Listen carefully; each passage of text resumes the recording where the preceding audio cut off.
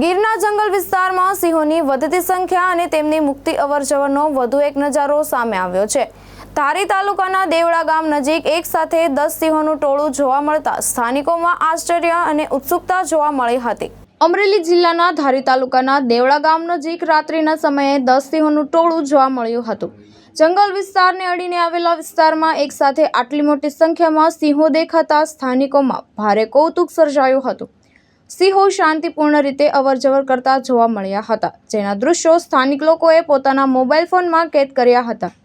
ગીર અને આસપાસના પંથકમાં સિંહોની સંખ્યા સતત વધી રહી છે, જેના કારણે હવે તેઓ જંગલ વિસ્તાર ઉપરાંત ગ્રામ્ય વિસ્તારોમાં પણ અવારનવાર જોવા મળે છે।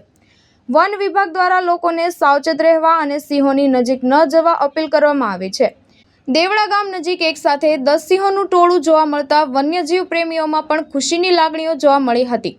આ ઘટના ગીરના સિંહોના સફળ સંવર્ધન અને વધતી વસ્તીનું વધુ એક જીવંત ઉદાહરણ બની છે। હાલ સિંહોના દૃશ્યો સ્થાનિકોમાં ચર્ચાનો વિષય બન્યો છે। મહેશ બારૈયા, દ્રષ્ટિકોણ ન્યૂઝ, અમરેલી।